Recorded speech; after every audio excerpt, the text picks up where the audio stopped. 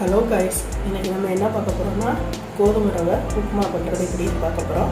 கோதுமை ரவை உப்புமா பண்ணுறதுக்கு 2 டம்ளர் ரவை எடுத்து வச்சுருக்கேன். இந்த டம்ளரால் 2 டம்ளர். தேவையான பொருட்கள் என்னென்னு பார்க்கலாம் வாங்க. பெரிய வெங்காயம் 1 கட் பண்ணி எடுத்து வச்சுருக்கேன், நீல வாக்கில் கட் பண்ணிக்கிருக்கோம். தக்காளி பெரிய சைஸாக ஒரு தக்காளி குட்டி குட்டியாக கட் பண்ணி எடுத்து வச்சுருக்கோம். 3 காஞ்ச மிளகாய், கொஞ்சம் கருவேப்பிலை, 2 ஸ்பூன் எண்ணெய் கடலெண்ணெய் எடுத்துருக்கேன். கடுகுலேருந்து 1 ஸ்பூன் எடுத்துக்கலாம். உப்பு தேவையான அளவு எடுத்துக்கலாம். இப்போ நம்ம வீடியோக்குள்ளே போகலாம். வீடியோக்குள்ளே போகிறதுக்கு முன்னாடி நம்ம சேனலை சப்ஸ்கிரைப் பண்ணாதவங்க சப்ஸ்கிரைப் பண்ணுங்கள், லைக் பண்ணுங்கள், ஷேர் பண்ணுங்கள், கமெண்ட் பண்ணுங்கள். மறக்காமல் பக்கத்தில் இருக்கிற பெல் பட்டனை கிளிக் பண்ணுங்கள். நாங்கள் போடுற ஒவ்வொரு வீடியோவும் உங்களுக்கு நோட்டிஃபிகேஷனில் வரும். இப்போ வாங்க வீடியோக்குள்ளே போகலாம்.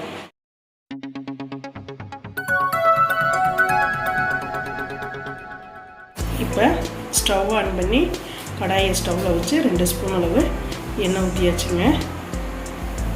எண்ணெய் காயட்டும்.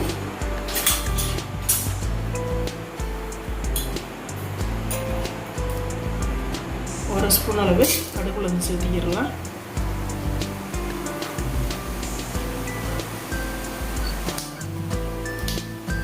கடுகு வெடிக்கட்டும்.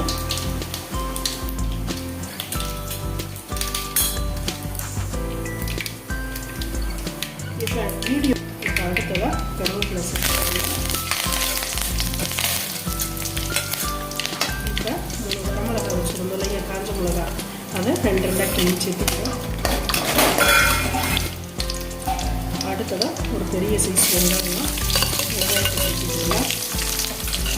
வெங்காயம்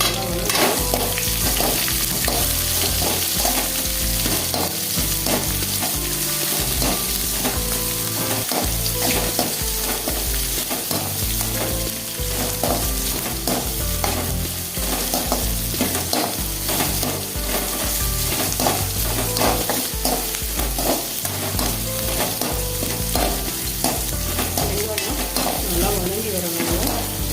நல்லாயிருக்கும்.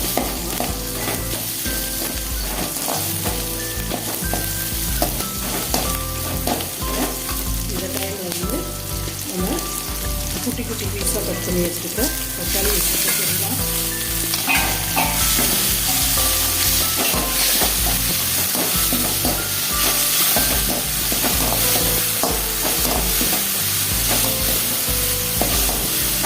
தக்காளி நல்லா வதங்கி வந்துடும்.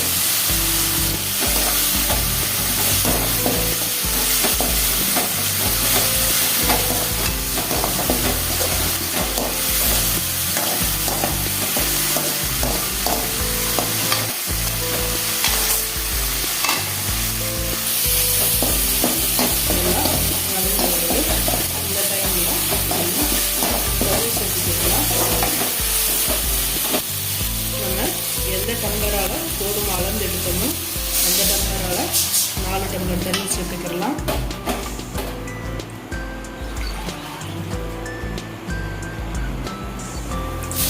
ஒரு 2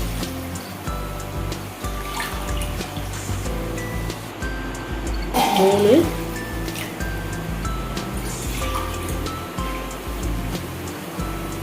4 நம்ம பவுலால் எடுத்தோன்னா அந்த 1க்கு 2 வீதம் எடுக்கணுங்க.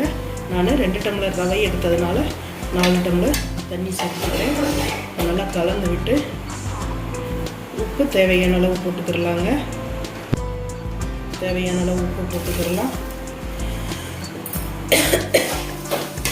நல்லா கலந்து விட்டுருலாங்க. கலந்து விட்டு தண்ணி கொதிக்கட்டும். மூடி போட்டு விட்டுடலாம். தண்ணி கொதிக்கவும் ரவை போடணும். இப்போ தண்ணி நமக்கு நல்லா கொதிச்சு வந்துருச்சுங்க. இந்த டைமில் நம்ம எடுத்து வச்சுருங்க 2 டம்ளர் ரவையை போட்டு கிளறிடலாங்க. கட்டியெல்லாம் விழுகாதுங்க. தண்ணி கொதிச்சதுக்கப்புறம் போட்டோம்னா நல்லா வெந்து வந்துடும். கொஞ்சம் நேரம் அடிக்கடி கிண்டி விடணுங்க.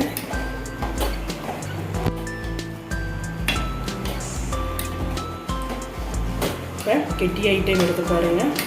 இது போட்டு நமக்கு 5 நிமிஷம் கூட டைம் எடுக்காது, நமக்கு உடனே ரெடி ஆகிடுங்க. உட்காருங்க, அடிக்கடி இப்படி கிண்டி விட்டுட்டே இருக்கணுங்க, இல்லாட்டி பிடிச்சிக்குவோம். அடுப்பை கொஞ்சம் லோ ஃப்ளேமில் வச்சு கிண்டணுங்க, இல்லாட்டி கிண்டுறப்ப நம்ம கையில தெரிக்கும். இப்போ நமக்கு கோதுமை ரவை பாருங்கள் நல்லா ரெடி ஆயிடுச்சு. அடுப்பு மட்டும் கொஞ்சம் ஸ்டவ் மட்டும் லோ ஃப்ளேமில் வச்சுக்கோங்க, இல்லாட்டி அடியில் எல்லாம் நேரம் ஆக்காக்க பிடிக்க ஆரம்பிச்சிடும். வச்சு நல்லா கிண்டுவேன். சூப்பராக ரெடி ஆயிடுச்சுங்க. இப்போ நான் ஒரு பிளேட்டில் சர்வ் பண்ணி காமிக்கிறேங்க.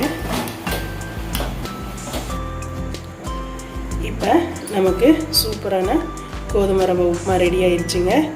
தயிர் வச்சு சாப்பிட்லாங்க. தேங்காய் சட்னி இருக்குது, தேங்காய் சட்னிக்கும் நல்லாயிருக்கும்.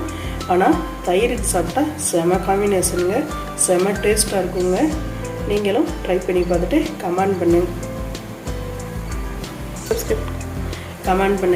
ஷேர் பண்ணுங்கள், லைக் பண்ணுங்கள், சப்ஸ்கிரைப் பண்ணுங்கள். நம்ம பெல் பட்டனை கிளிக் பண்ணுங்கள். நம்ம போடுற ஒவ்வொரு வீடியோவும் உங்களுக்கு நோட்டிஃபிகேஷனில் வருங்க. Thank you guys.